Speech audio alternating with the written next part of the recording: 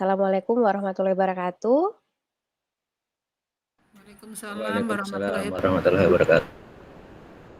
Selamat siang, salam sejahtera untuk kita semua yang hadir pada pertemuan virtual ini. Semoga Bapak Ibu dalam keadaan sehat dan baik adanya di tempat masing-masing. Yang pertama, saya ucapkan terima kasih banyak kepada Bapak Ibu atas, perkenanannya hari ini bisa hadir pada kegiatan webinar ini di tengah kesibukan yang saya yakin pasti sangat padat tetapi masih, menyempatkan diri untuk bisa hadir di sini bersama kami. Bapak Ibu, insya Allah nanti selama kurang lebih 2 jam ke depan, kami akan membersamai Bapak Ibu untuk, sama-sama berdiskusi ya, kita berdiskusi terkait penerapan budaya positif di sekolah, dan nanti materi ini akan, terbagi menjadi 3 yang akan disampaikan oleh Bapak Haris Sutrianto dari SMK Negeri 2 Balikpapan, yang merupakan juga fasilitator pada program guru penggerak. Kemudian Ibu Ica Krismaya Santi dari SMK Pangeran Antasari, yang juga merupakan fasil program guru penggerak, dan, saya sendiri, Husna, dari TK Joykit Balikpapan. Bapak Ibu, kegiatan ini direkam dan akan menjadi bagian dari pelaporan kami ke GTK. Untuk hal tersebut, saya mohon kiranya Bapak Ibu dapat hadir seutuhnya untuk mengikuti sesi ini dengan baik, hadir seutuhnya tetapi, tetap santai ya Bapak Ibu ya. Baiklah Bapak Ibu, untuk memulai kegiatan kita di siang hari ini, mari kita awali dengan sama-sama membaca basmalah. Bismillahirrahmanirrahim. Untuk mengefisiensikan waktu, mungkin kepada pemateri pertama, nilai-nilai tentang nilai-nilai kebajikan dan disiplin positif, kepada pertama. Selanjutnya, nanti untuk sesi tanya jawab kita ada di belakang ya. Selanjutnya saya akan serahkan kepada, pemateri kedua, Ibu Ica Krismaya Santi. Silakan Bu Ica. Baik, terima kasih Bu Husna dan Pak Aris. Terima kasih juga Bapak Ibu telah hadir di webinar kali ini. Suaranya kecil Bu Ica, bisa? Ya, terima kasih Bu Husna, Pak Aris, dan terima kasih juga Bapak Ibu telah hadir di webinar pada siang hari ini. Sudah jelas Bu suara saya? Oh, masih kecil? Atau saya lepas headsetnya ya? Sudah besar Bu. Oh ya, Sudah, baik. okay. Assalamualaikum warahmatullahi wabarakatuh. Selamat siang Bapak Ibu. Baik, di sini saya akan menyampaikan terkait keyakinan kelas dan kebutuhan dasar yang harus kita penuhi pada siswa. Baik, sebentar saya izin untuk share screen terlebih dahulu.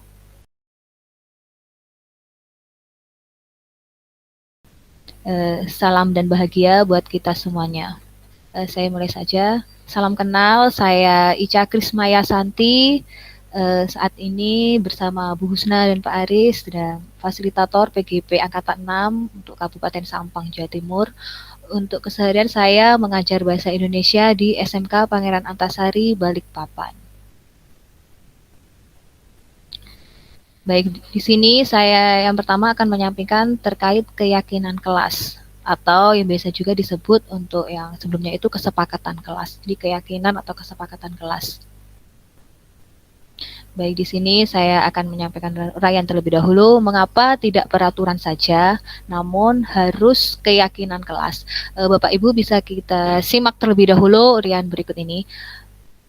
Mengapa kita memilih peraturan harus menggunakan helm bila mengendarai kendaraan roda 2? Yang kedua, mengapa kita memiliki peraturan 3M menggunakan masker, mencuci tangan, dan menjaga jarak 1,5 meter. Dan yang kalimat terakhir, mengapa kita memiliki peraturan harus datang tepat waktu pada saat mengikuti pelatihan. Jadi Bapak Ibu, terkait dari ketiga kalimat tersebut, itu memang peraturan, namun itu dari segi ekstrinsik, jadi ada yang mengaturnya. Namun untuk keyakinan kelas, kita harus ada ini, untuk mendukung motivasi intrinsik. Jadi untuk keyakinan kelas itu memang harus ada keyakinannya dari intrinsik, bukan ekstrinsik. Nah, kalau peraturan itu kan ekstrinsik. Jadi kalau keyakinan atau kesepakatan kelas itu memang intrinsik. Jadi sudah disepakati, sudah diyakini oleh guru dan juga peserta didik untuk di kelasnya. Mungkin kalau untuk guru TK, guru SD itu jadi guru kelas ya Bapak Ibu. Namun kalau kita untuk SMP, SMA, SMK itu bisa di keyakinan kelas, kesepakatan kelas ini bisa digunakan sebagai guru mata pelajaran.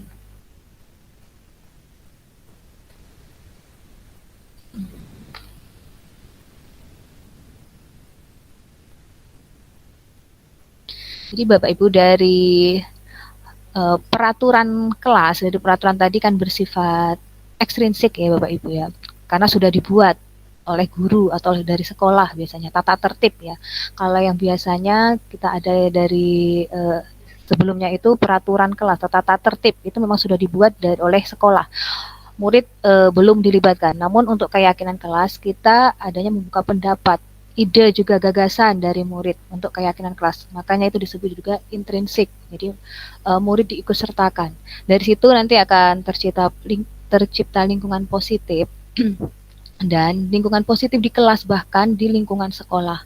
Dan dari situ pula nanti akan tercipta pula budaya positif yang ada di ekosistem sekolah. Jadi memang diawali dari kalau yang sebelumnya peraturan, dari peraturan ke keyakinan, terus lingkungan, tercipta lingkungan positif, bahkan ke budaya positif.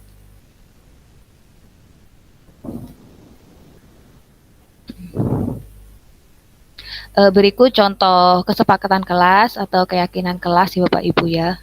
Seperti yang saya katakan tadi, mungkin kalau di guru TK, SD itu memang guru kelas ya, bisa ditempel di dinding misalnya.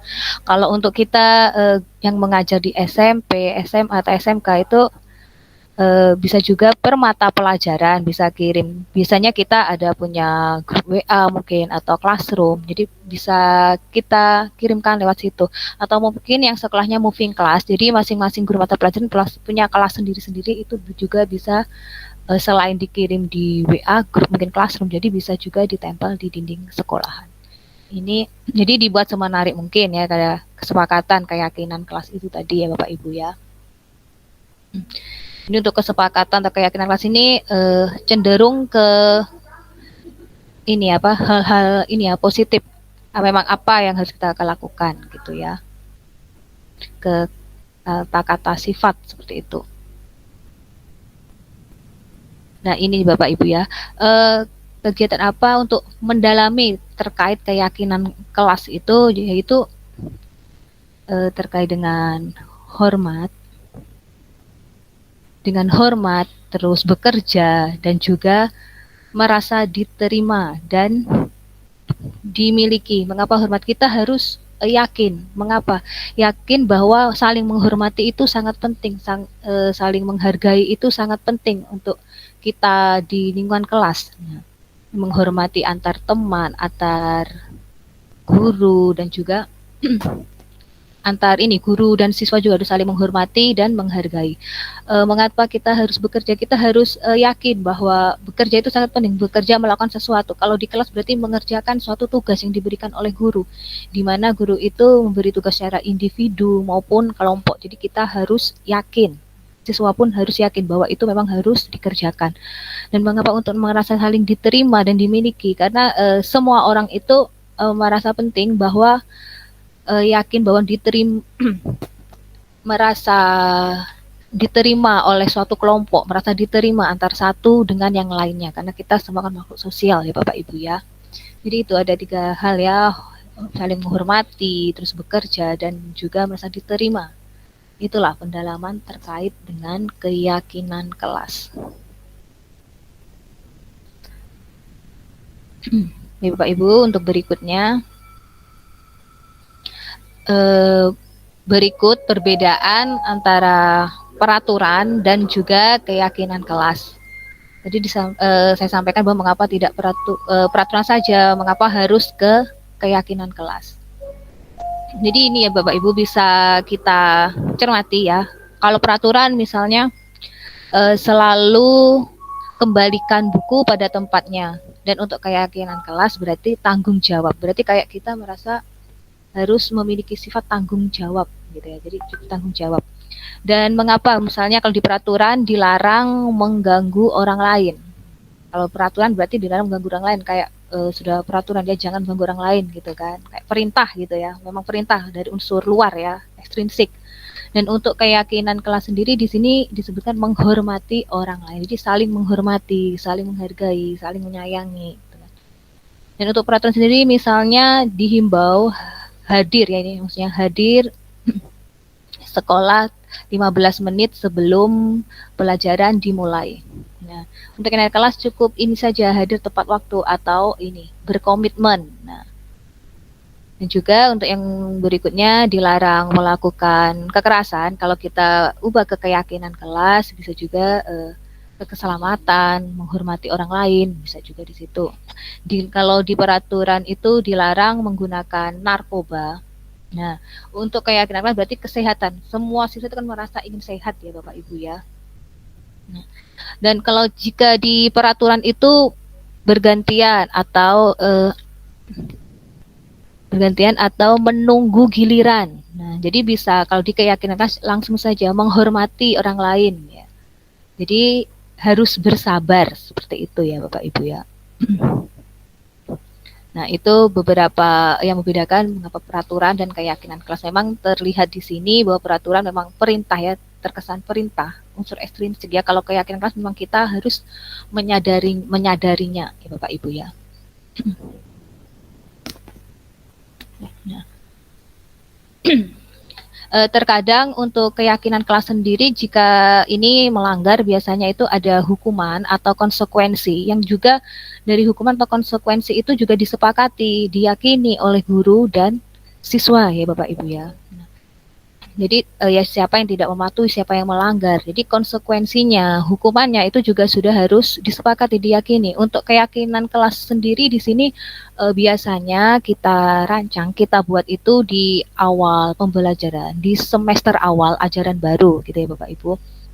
Jadi itu untuk biasanya untuk pelajaran setiap kita belajar berarti keyakinan kelasnya seperti ini. Jika ada yang melanggar berarti mereka juga sudah tahu hukumannya apa, konsekuensinya apa misalnya. Dan untuk hukuman dan konsekuensi nanti juga ada perbedaannya. Nah, ini ada pula dihukum oleh penghargaan ya Bapak Ibu ya. Mengapa kok ini dihukum oleh penghargaan gitu kan? Mengapa penghargaan itu kok sifatnya menghukum? Nah, biasanya penghargaan itu menurunkan kualitas ya Bapak Ibu ya. Terus penghargaan biasanya juga mematikan kreativitas. Penghargaan juga biasanya mengurangi motivasi karena terkadang siswa itu merasa untuk mengerjakan tugas, untuk melakukan suatu tindakan kegiatan karena ini ingin mendapatkan suatu pujian, penghargaan seperti itu. Jadi untuk kualitasnya, kreativitasnya itu semakin berkurang. Jadi anak-anak yang memang berkompeten, yang berpotensi itu malah kurang terlihat. Terkadang anak hanya ingin mendapatkan hadiah, penghargaan. Makanya di sini disebutkan dihukum oleh penghargaan. Seperti itu, Pak Ibu. Nah, ini misalnya diberi contoh, misalnya tindakan guru itu bersifat menghukum atau konsekuensi. Nah, dari sini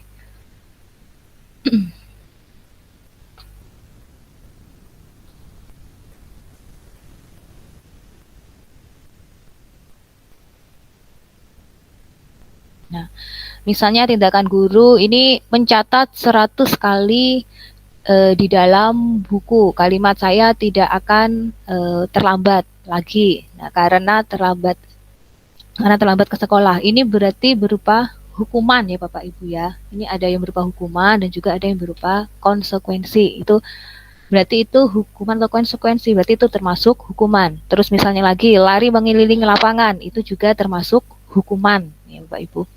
Terus murid meminta untuk push up 15 kali karena tidak menggunakan masker. misalnya di sekolah atau melanggar atau terlambat mungkin ya, itu berarti juga termasuk hukuman. Nah, ini contoh untuk konsekuensi, misalnya menggantikan kertas tugas teman yang telah dicoret-coret, berarti itu konsekuensinya apa? Nah, berarti menggantikan, kalau yang dicoret-coret berarti mengganti kertas teman. Nah, berarti tidak terlalu ini ya, memberatkan siswa kalau konsekuensi itu ya Bapak Ibu ya. Terus membersihkan tumpahan air di meja tulis karena tersenggol pada saat belajar, itu juga merupakan suatu konsekuensi. Jadi itu ya apa yang merupakan hukuman dan juga apa yang merupakan konsekuensi. Itu beberapa contoh misalnya kasus ya yang terjadi di sekolah.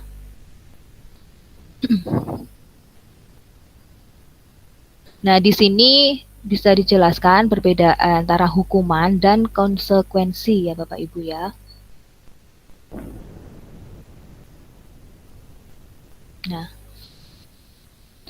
jadi hukuman sama konsekuensi itu tidak sama ya. Jadi ada perbedaannya. Kalau hukuman biasanya itu sesuatu yang menyakitkan ya. Namun kalau konsekuensi itu merupakan sesuatu yang harus sesuatu harus terjadi ya. Jadi kalau hukuman itu memang buat murid itu sedih gitu ya. Tapi kalau konsekuensi itu ya memang harus terjadi. Jadi itu membuat terkadang meningkatkan keterampilan murid juga bisa juga. Terus membuat anak aktif fisik maupun hati untuk jangka waktu yang lama. Sedangkan untuk konsekuensi membuat anak merasa tidak nyaman. Tidak nyaman dalam jangka waktu pendek ya. Kalau hukuman itu merasa benar-benar sakit hati gitu ya, baik fisik maupun hati gitu ya, dalam jangka waktu yang lama. Jadi tahu, oh siapa ya ini, misalnya guru yang menghukumnya, jadi pasti ingat ya untuk beberapa tahun ke depannya itu ya. Namun kalau untuk konsekuensi itu berarti untuk jangka pendek ya. Anak membenci kedisiplinan, itu kalau hukuman ya, anak jadi benci kedisiplinan. Namun kalau untuk konsekuensi, anak menghargai disiplin, itu perbedaannya. Terus kalau hukuman itu terkesan paksaan ya Bapak Ibu, namun kalau konsekuensi itu stimulus ya, stimulus tanggapan. Kalau hukuman itu mendorong anak untuk menyakiti dirinya sendiri, kayak dihukum itu kan menyakiti dirinya sendiri ya Bapak Ibu. Namun kalau untuk konsekuensi mendorong anak agar mudah menyesuaikan diri.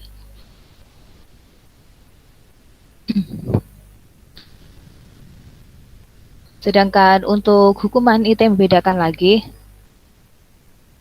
konsep diri yang buruk. Nah, namun kalau konsekuensi merupakan konsep diri yang baik. Jika hukuman itu merupakan anak belajar untuk menyembuhkan kesalahan, untuk menyembunyikan kesalahan ya, maaf. Anak belajar untuk menyembunyikan kesalahan. Jadi kesalahannya benar, namun berusaha untuk menyembunyikan. Namun kalau untuk konsekuensi, anak belajar untuk mematuhi peraturan. Ya, jadi di sini yang membedakan ya, hukuman itu jika bersalah lagi anak berusaha untuk menyembunyikan gitu ya. Tapi kalau konsekuensi akan berusaha untuk disiplin, untuk tertib gitu ya Bapak Ibu. Mungkin hal ini juga sudah Bapak Ibu ini terapkan di sekolah juga ya, bisa Bapak Ibu alami juga di sekolah ya. Apalagi kita yang ngajar di SMP, SMA, SMK seperti ini ya Bapak Ibu. Merasa bersalah ya, kalau hukuman itu marah, merasa bersalah ya, dipermalukan ya, merasa tidak dihargai. Nah, sedangkan untuk konsekuensi ini itu tidak dibuat siswa itu dibuat tidak nyaman ya, jadi merasa diasingkan untuk sementara waktu saja, yaitu ya Bapak Ibu. Jadi itu yang membedakan hukuman atau konsekuensi. Jadi Bapak Ibu juga bisa ini ya, yang telah Bapak Ibu sanksi ke siswa itu berupa hukuman atau konsekuensi. Jadi itu ya Bapak Ibu terkait untuk keyakinan kelas. Baik, untuk saya lanjutkan saja ya Bapak Ibu. Untuk yang berikutnya ini kita dari keyakinan kelas, karena adanya kalau melanggar bisa adanya hukuman atau konsekuensi. Nah, itu pun saya rasa juga Bapak Ibu sudah melakukannya di sekolah Bapak Ibu masing-masing. Baik Bapak Ibu, saya lanjutkan saja. Untuk yang berikutnya ini terkait kebutuhan dasar manusia dan dunia berkualitas ya. Nah, jadi kebutuhan dasar manusia di sini kita kaitkan dengan kebutuhan dasar yang harus diterima murid ya Bapak Ibu ya.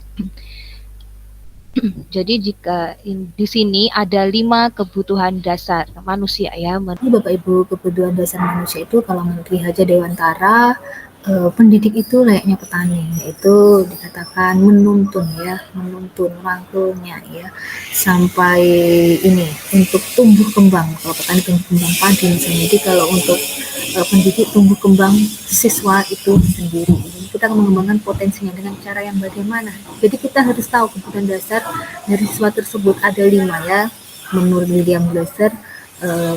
Yang pertama kebutuhan bertahan hidup. Bertahan hidup ini mencakup kebutuhan sandang, pangan, dan papan gitu ya.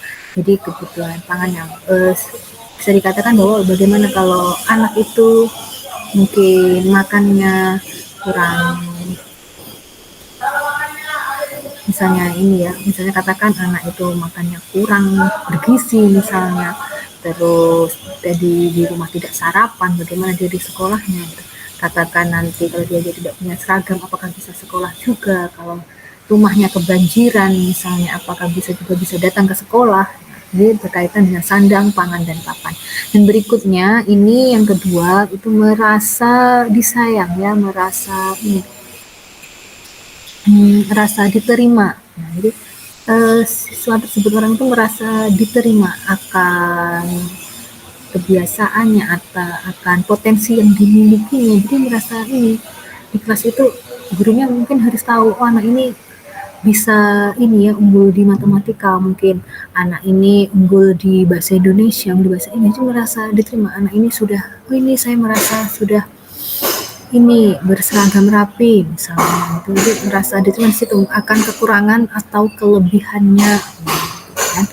Jadi yang berikutnya itu kesenangan. Anak itu butuh kesenangan, mungkin bisa menyalurkan hobinya dengan mengikuti ekstrakurikulernya. Nah, mereka anak itu mungkin hobinya dengan lintas alam, mungkin jadi bisa ikut di pecinta alam di ekstrakurikulernya, atau mungkin ikut pramuka karena bisa berkemah kemana-mana.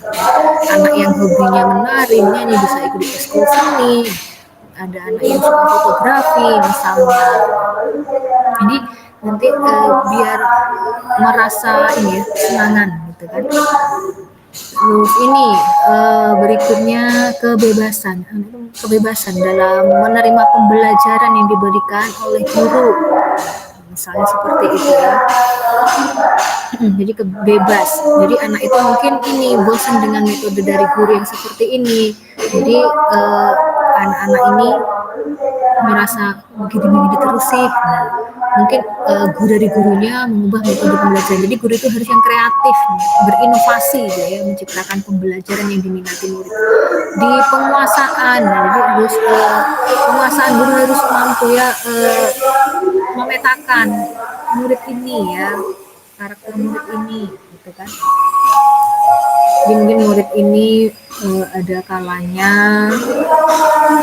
dia sudah ini ya mematuhi keyakinan kelas misalnya, dia harus sudah tahu penguasanya bagaimana gitu kan. Terus anak ini sudah ini berkompeten misalnya, itu penguasaan juga ya, kompeten atas apa yang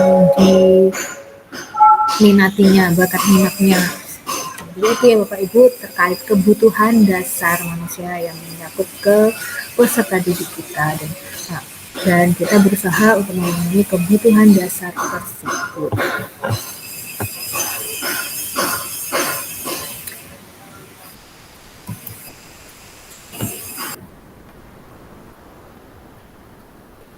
Dan ini salah satu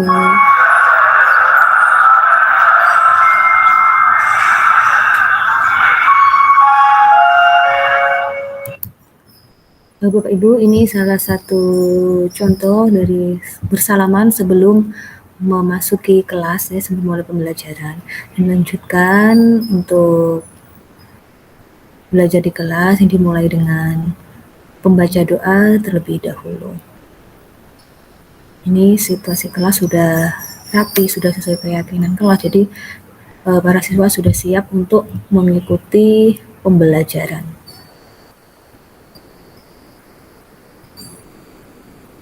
Dalam aktivitas pembelajaran pun juga adanya refleksi oleh para guru.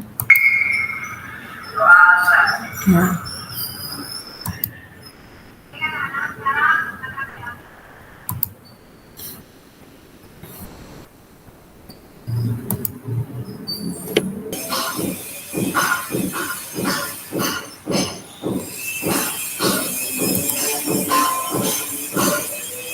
Bapak Ibu, berikut terkait praktek demonstrasi kontekstual yang sudah saya praktekkan bersama siswa. Di sini saya berusaha memakai segitiga restitusi dalam menangani kasus siswa yang bermasalah. Ini merupakan praktek segitiga restitusi saya ya pada siswa yang bermasalah. Kali ini saya akan mempraktikkan segitiga restitusi bersama siswa saya.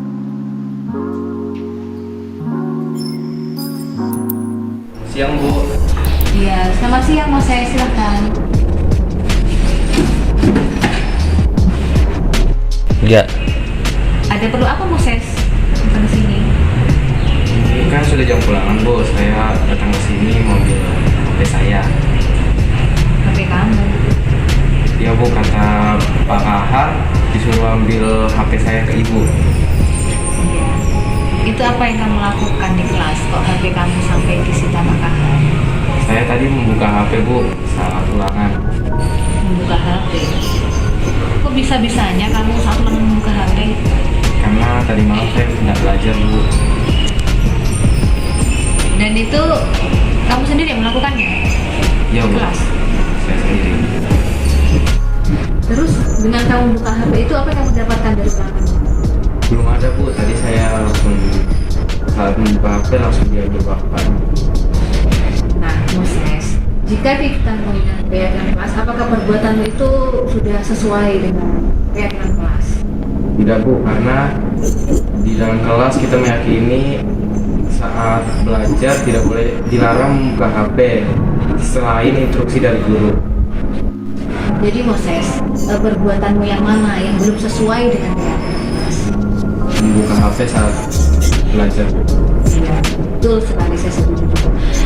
Namun pada saat ulangan tentunya adanya keyakinan kelas juga. Apakah kamu bisa menyampaikan keyakinan saat ulangan? Nah, dilarang membuka HP saat ulangan pelaksana. Terus harus belajar, Bu, sebelum ulangan Ada lagi? dan lebih fokus saat belajar. Ya, betul sekali. Saya memang ya saat ulangan itu kita harus mempersiapkan dulu, harus belajar terlebih dahulu, harus fokus. Kita jangan kamu-kamu lagi dari ulangan jawaban kamu di HP ya. Ya, Bu. Ya udah, Moses, harapan kamu apa setelah perbuatanmu ini? Apakah ada rencana lebih baik lagi dari perbuatanmu ini tadi? Untuk lebih giat belajar dan tidak mengulangi kesalahan yang baru dan mengikuti keyakinan kelas. Terus perasaanmu bagaimana dengan budaya kamu berbuat, terus dengan penyelesaian seperti ini? Akan lebih giat, Bu, untuk mempelajari kelas. Baik, terima kasih Moses. Dan ini sesuai tadi dari Pak Kahan bahwa HP diserahkan ke wali kelas dan dikembalikan saat ulangan. Terima kasih, Bu. Hati-hati ya.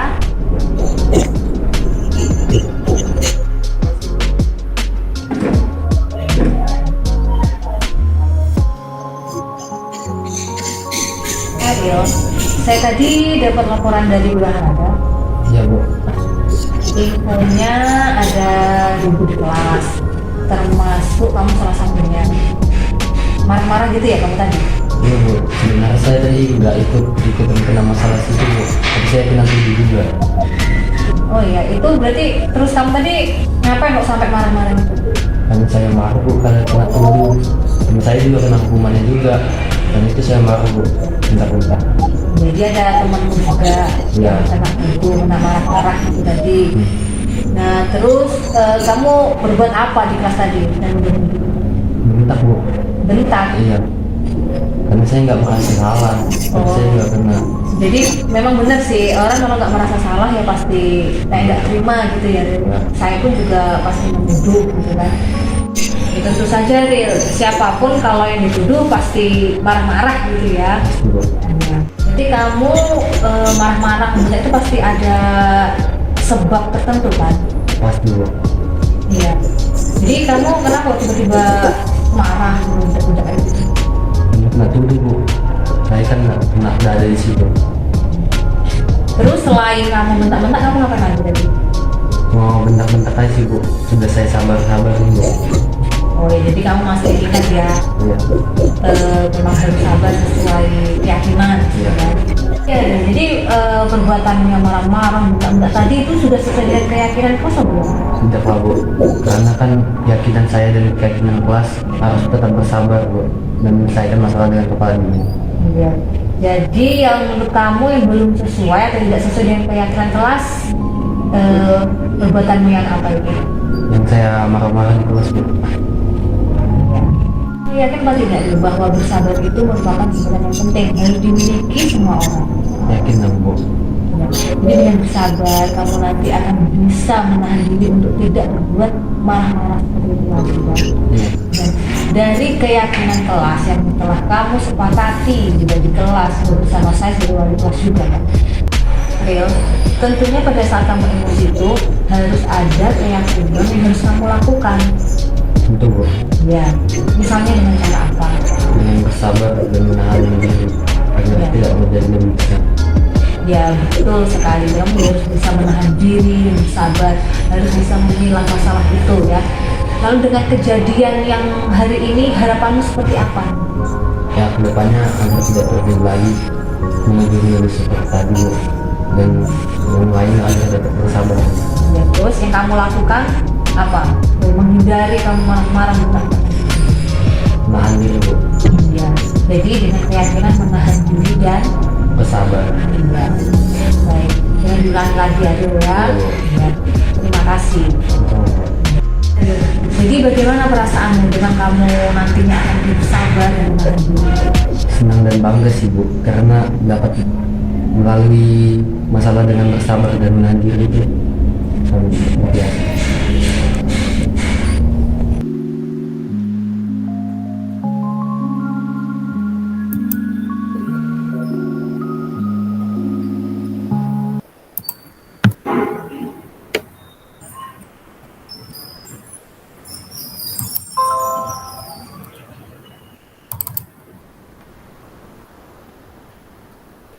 Dan ini salah satu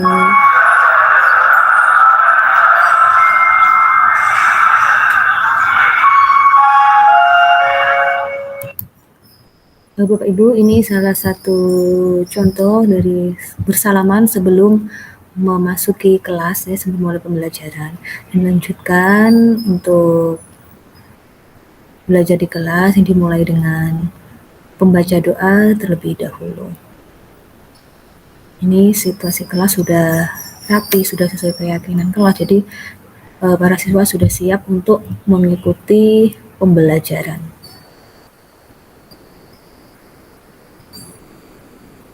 Dalam aktivitas pembelajaran pun juga adanya refleksi oleh para guru.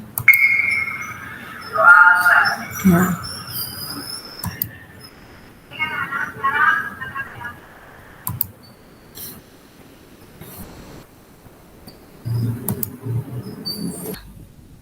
Nah, ini uraian. Nah, terkait kebutuhan ya Bapak Ibu, bisa interaktif saja nggak Bapak Ibu untuk kali ini? Nah, ini Ibu Guru bilang, aku tidak boleh ini bersenandung sewaktu mengerjakan tugas. Katanya kelas harus tenang, tidak boleh ada suara. Nah, Padahal aku ini suka bernyanyi gitu. Itu kebutuhan apa Bapak Ibu? Misalnya bisa untuk disampaikan Bapak Ibu mungkin. Ini saya tutup dulu.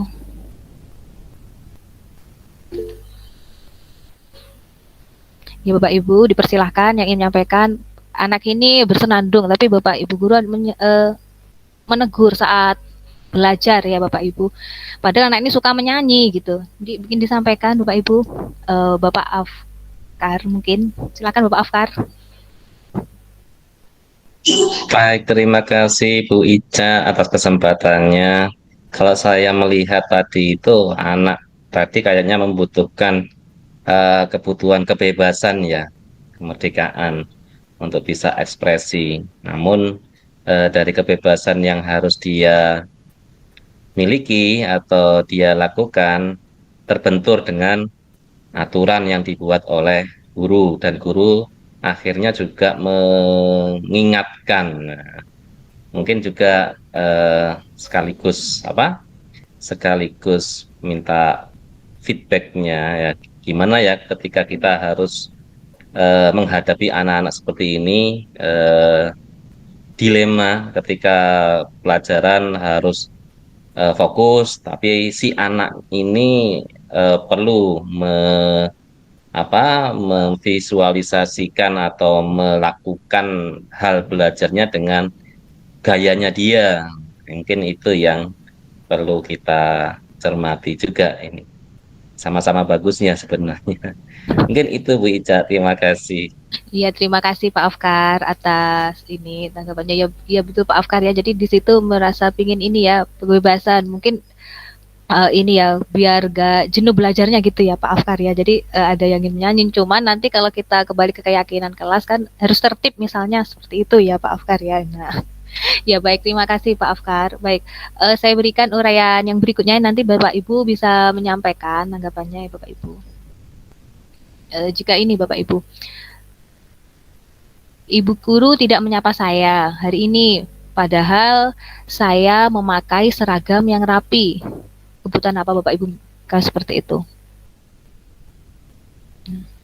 Oh, Ibu guru tidak ini menyapa saya, padahal saya memakai seragam yang rapi. Ada yang ingin menyampaikan Bapak Ibu? Tadi ada 5 ya Bapak Ibu. Ada yang kebutuhan hidup, merasa dimengerti, kebebasan, kesenangan, dan juga penguasaan.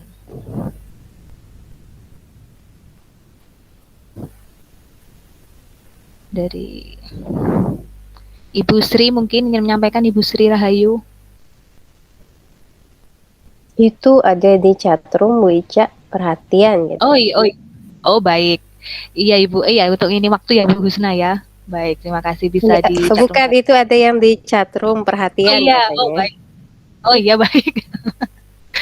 Iya, perhatian itu bukan ini ya. Kalau perhatian berarti merasa ingin ini ya, dimengerti gitu ya Bapak Ibu ya, benar ya. Merasa ingin dimengerti ya, ingin diterima gitu ya. Jadi perhatian. Baik, terima kasih Bapak Ibu. Jadi itu tadi ya Bapak Ibu pemaparan terkait keyakinan kelas sekaligus untuk ini ya kebutuhan dasar yang harus kita penuhi kepada siswa. Baik, terima kasih Bapak Ibu atas partisipasinya. Berikutnya mungkin ke uraian yang posisi kontrol guru dan segitiga restitusi, lanjut untuk Bu Husna. Oke, baik, terima kasih Pak Masnur. Selanjutnya Bu Sri Rahayu, silakan Bu Sri.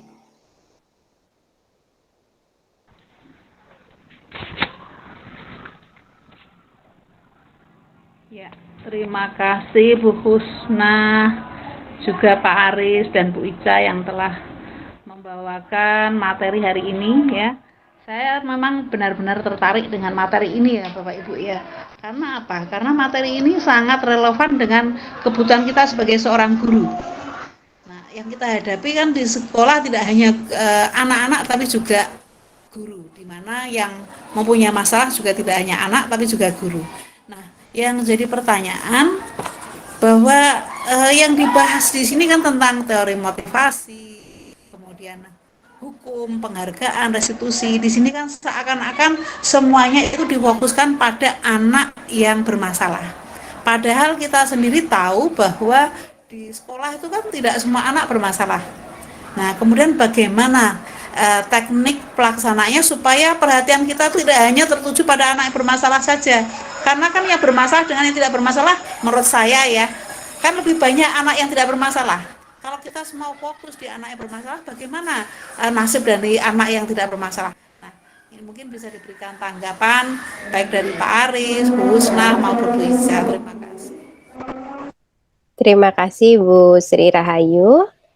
Baik, bagaimana Pak Aris, Bu Ica? Siapa yang ingin menyampaikan? Silahkan. Coba saya ini. Silakan. Oh ya, silakan. Ya, nanti Pak Aris dan Bu Husna melengkapi. Baik, terima kasih Ibu Sri Rahayu atas tanggapannya. Ya, memang benar Bu, lebih banyak anak yang baik ya Bu daripada yang bermasalah. Jadi memang kita kalau untuk bagaimana untuk mengembangkan anak-anak yang baik itu kita bisa melakukan pemetaan, pengidentifikasi potensinya dari anak-anak itu, mengembangkan bakat minat mereka, mungkin bisa melalui ekstrakurikuler Ibu ya. Jadi ini memang kalau untuk penanganan restitusi itu harus dengan itu tadi pola guru sebagai manajer, mungkin yang ideal seperti itu. Namun kalau saya rasa untuk masing-masing guru ini untuk anak-anak yang tidak bermasalah, anak-anak yang baik itu pasti tahu. Jadi kita harus bisa memetakan karakter murid ya, mengidentifikasi atau mungkin sebenarnya di asesmen dulu bisa. Jadi nanti kita tahu.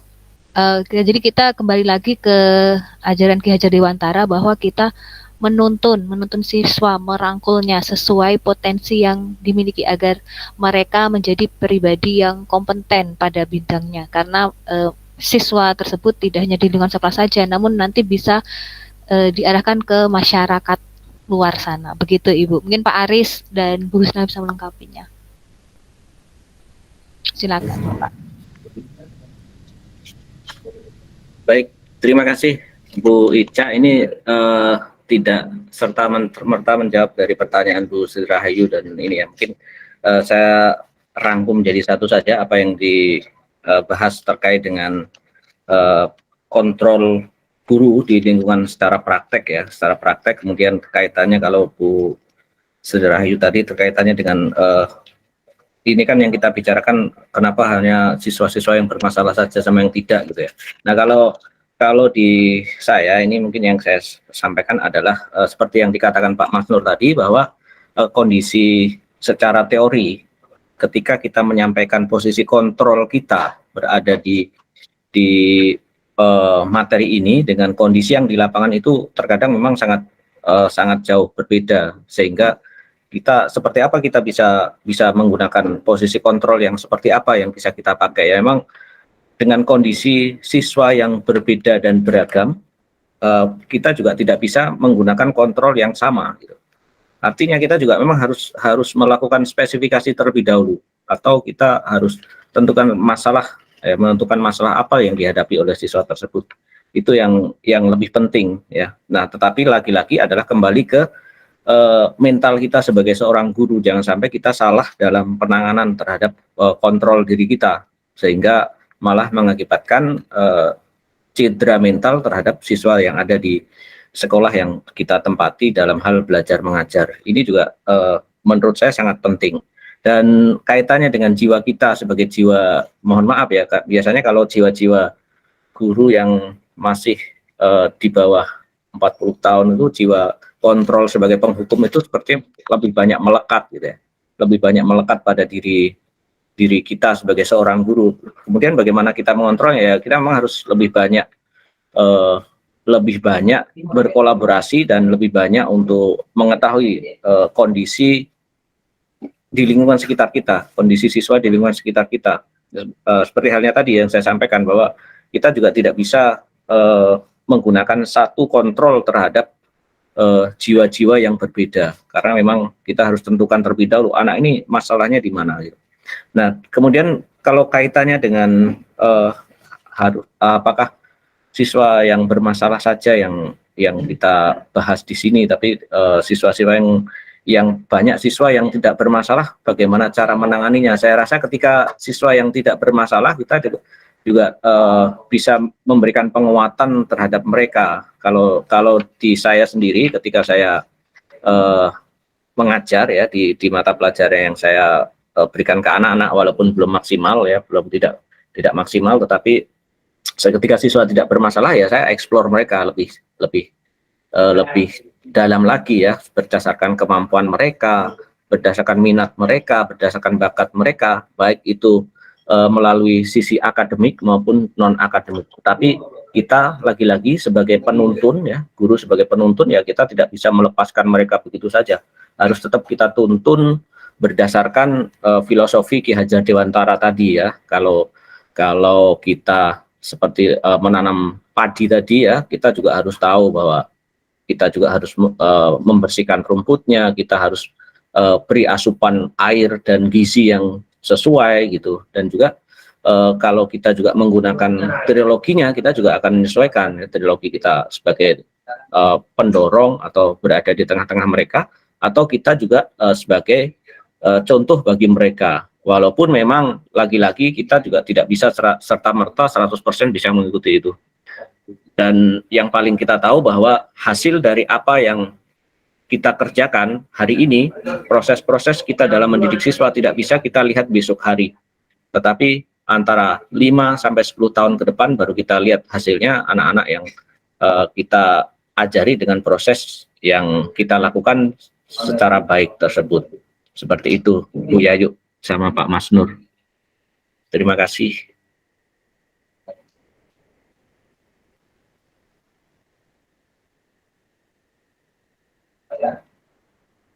Mungkin ada lagi Bapak Ibu, Mas, atau waktunya sudah selesai ya Bu Husna ya?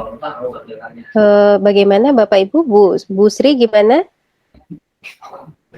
Ya, terima kasih atas penjelasan Pak Aris Iya. dan Sebenarnya kalau melihatnya lebih banyaknya yang positif, justru lebih baik ya. Bagaimana yang teman-teman positif ini, karena anak-anak kan gini ya, biasanya dia lebih cenderung sukanya dengar dari temannya.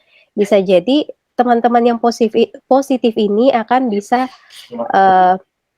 apa ya, bukan istilahnya kampanye, lebih bisa membawa temannya ke hal yang positif juga gitu ya, dengan kita memberikan penguatan, ayo kita sama-sama gitu loh. Maksudnya kamu sudah melakukan hal yang baik, akan lebih baik lagi apabila temanmu yang kiranya belum sampai di titik ini, yuk kita sama-sama gitu ya. Jadi kadang-kadang teman mereka itu akan lebih banyak mendengarkan temennya gitu. Oh, kayaknya cycle-nya dia bagus, kita masuk gitu ke tempat yang lebih positif seperti itu.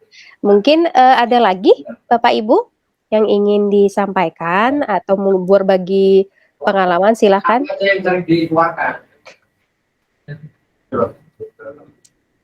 Silakan. Atau sudah cukup? Gimana, Pak Aris?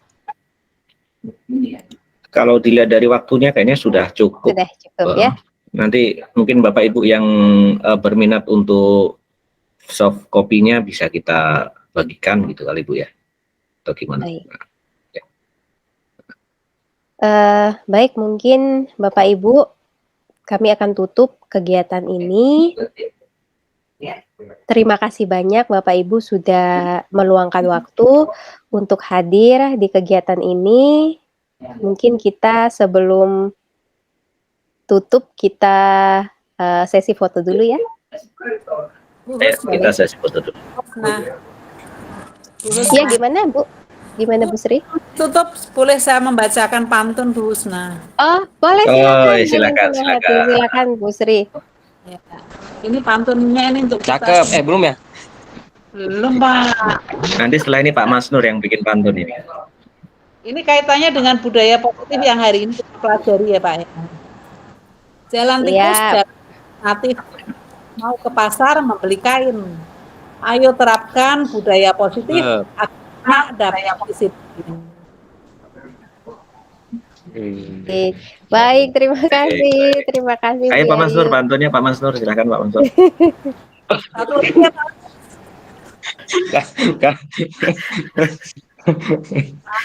Satu lagi. Lanjut. Oh ya, satu lagi mewakili Pak Mas Nur ini. Ya.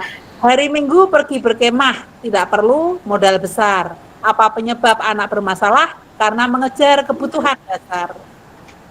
Ya, terima kasih Bu. Terima kasih Bu Yayu. Bapak Ibu, saya berharap dengan kegiatan ini Bapak Ibu bisa menambah wawasan ya, paling tidak kita yang tadi saya sampaikan bahwa kita tidak bisa sampai, kita masih terus proses belajar, tidak bisa sampai langsung 100% menjadi posisi manajer, walaupun memang keinginannya kita adalah bisa sampai di sana. Tetapi kadang-kadang kondisi yang tidak memungkinkan Bapak Ibu, kadang-kadang tidak bisa mengelola emosi sampai lagi ke penghukum, tetapi dengan paling tidak gitu ya Bapak Ibu, setelah menerima materi ini, posisi penghukumnya sudah bisa kita naik lagi sampai ke pemantau ya, paling tidak ya, atau bahkan kesempurnanya adalah bisa sampai ke posisi manajer, di mana Bapak Ibu pada saat menangani kasus peserta didik kita betul-betul bisa menguatkan karakternya dengan tidak mengintimidasi, dengan tidak menghardik, tetapi betul-betul bisa menguatkan karakternya sehingga anak itu menjadi pribadi yang kuat, pribadi yang mandiri, jujur, kemudian bisa menyelesaikan permasalahannya sendiri dan bersedia untuk mengakui kesalahannya dan meminta maaf dengan perasaan yang ikhlas seperti itu. Baik Bapak Ibu, terima kasih banyak semuanya, kepada Pak Aris, kemudian Bu Ica. Terima kasih, kita sudah berkolaborasi bersama-sama di sini. Mungkin di lain kesempatan masih ada kegiatan seperti ini. Bapak Ibu, luar biasa hari ini. Mungkin kita boleh open kamera dulu biar kita bisa sama-sama dokumentasi. Foto dulu. Siapa yang foto nih? Bu Husna ya? Boleh. Ya, Bu Husna ada yang foto. Oke, sudah. Yang rapi-rapiin jilbab dulu gitu ya. Oke, 1, 2, 3.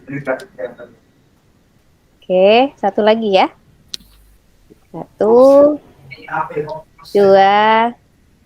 3. Oke. Ya, baik Bapak Ibu, mungkin Pak Aris ada yang mau disampaikan? Oh, ada yang mau foto lagi Pak di kelasnya Ya. Pak Bambang Oke, foto lagi. Udah selesai Pak Bambang, udah selesai. Oke. Ya, lanjut.